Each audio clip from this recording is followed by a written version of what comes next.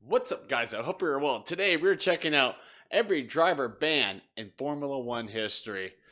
This should be good. Let's get into it. Race bans are incredibly rare in Formula One, with just 5 drivers in the history of the World Championship being forced to sit out a race due to an official FIA sanction. Today in F1, a strict licence penalty points system is in place, meaning if a driver commits enough offences during a 12-month period, a ban is automatically triggered. Some have been close to reaching that limit, most recently Romain Grosjean towards the end of 2018, but so far no driver has received a ban under the new system. Grosjean remains the driver most recently to have served a ban, but we'll come back to him at the end.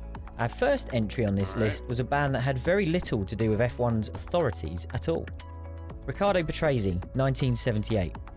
Young upstart Patrese had rubbed several experienced campaigners up the wrong way by the time of the Italian Grand Prix accident that ultimately claimed the life of Ronnie Peterson. Oh my gosh. On his arrival at the next race at Watkins Glen, Patrese was informed by Bernie Ecclestone that several leading drivers, including James Hunt, Mario Andretti, Niki Lauda and Emerson Fittipaldi, wanted to teach him a lesson.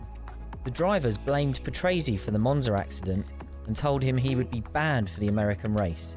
They said if he refused to accept what was effectively a vigilante movement from his rivals, they would withdraw instead. Patrese and his Arrows team sought the opinion of a local judge, who assured him he had a strong case to remain on the entry list, but in the end Arrows decided it was for the best to withdraw the Italian's car from the race. Patrese went on to start 256 Grand Prix in his career, a record that stood for nearly 15 years, and he believes today that the situation made him more mature, more determined and a better driver. But he still contests any suggestion that he was a dangerous driver back then who needed to be taught a lesson by the veterans. Nigel Mansell, 1989. More than a decade passed before another driver was banned from a race, and this time it was an official sanction. Mansell was black flagged during the Portuguese Grand Prix for reversing in the pit lane after he locked up approaching his pit box and decided to drive around his mechanics rather than through them.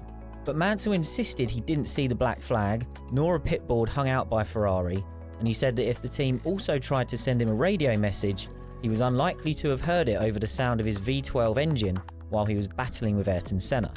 Mansell and Senna then collided, putting both out of the race, and the stewards took a dim view of a driver ignoring a black flag and then having an accident with a championship contender. The result was Mansell getting banned for the following race at Jerez, and Ferrari did not field a replacement alongside Gerhard Berger, as it was still trying to contest the decision when the Spanish GP weekend began. Eddie Irvine, 1994. It says a lot about the madness of the 94 F1 season that 3 of the 5 drivers to miss races through a ban suffered that fate during the same tumultuous year. Irvine was the first, initially picking up a 1-race ban for causing a 4-car collision with Jos Verstappen, Martin Brundle and Eric Bernard at the Brazilian Grand Prix. Jordan then appealed the penalty, which resulted in Irvine's ban being extended to 3 races, serving as a warning to teams to think very carefully before challenging FIA decisions. Irvine denied any wrongdoing, pointing out that the 4 cars closed up as a result of Brundle's McLaren breaking down at that moment. He also suspected that his run-in with Ayrton Senna at the previous year's Japanese Grand Prix might have influenced the officials. Mika Häkkinen, 1994.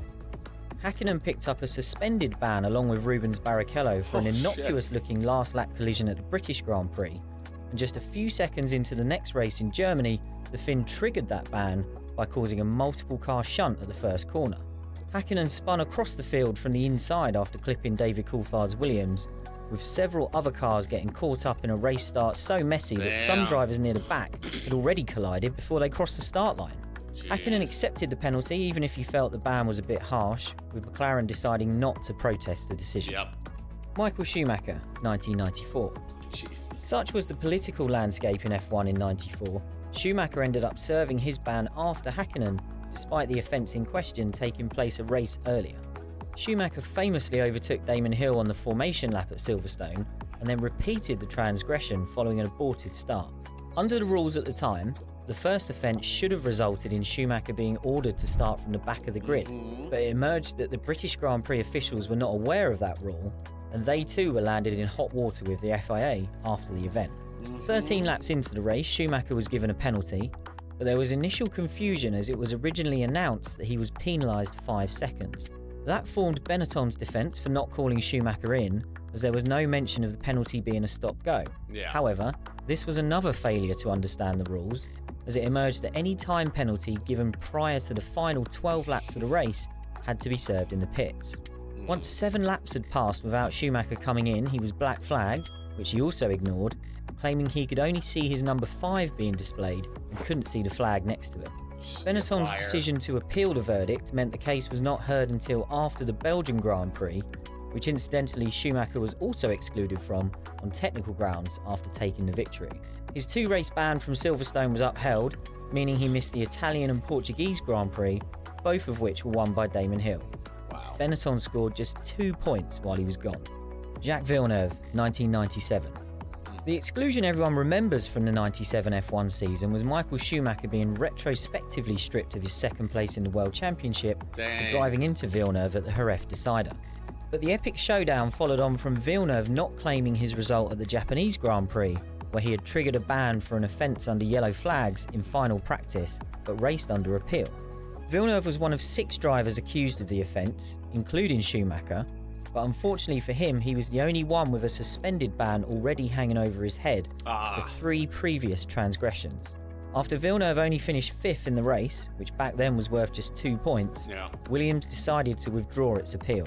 That meant the ban was upheld, and Villeneuve has the unusual distinction of having taken part in the race he was banned from. Felipe Massa, 2002. This one was even less of an official ban than Patrese's, but it illustrated a short-lived quirk in the grid penalty system that is so common today. Massa was given a 10-place grid penalty for the US Grand Prix for causing a collision with Pedro de la Rosa at Monza, becoming the first driver to receive that punishment. Back then, such a penalty was only applied to the next race, not the driver's next race, so Sauber decided to avoid having to serve the penalty by replacing Massa with its 2003 signing Heinz-Harald Frentzen at Indianapolis, in a bid to help its Constructors' Championship battle with Jaguar. Romain Grosjean, 2012. Grosjean's incident-packed 2012 season culminated in a race ban following the pile-up he caused at the start of the Belgian Grand Prix. The steward's decision noted that 2 of the drivers taken out in the mess were championship contenders Lewis Hamilton and Fernando Alonso, although you'd hope that the severity of the punishment would have been the same regardless of the status of the drivers wiped out in the crash. Grosjean was replaced by Jerome D'Ambrosio for the Italian Grand Prix, and the late Charlie Whiting eventually revealed that Grosjean's chaotic 2012 season was taken into consideration when F1 devised its licence penalty point structure, so a driver having a similar number of incidents would also end up getting a ban. So that's the history of driver bans in F1. Do you think we'll ever see another driver banned under the new system F1 has? Probably. Someone's going to kind of have like a brain fart moment and cause, an issue and get a 1 race ban. But yeah, that was interesting. I had no idea that there was this many drivers who received bans for, following races. Very interesting video. I enjoyed this very much. I hope you did as well. With that being said, I want to thank you all for watching. Stay safe and don't forget to wash your hands. Bye.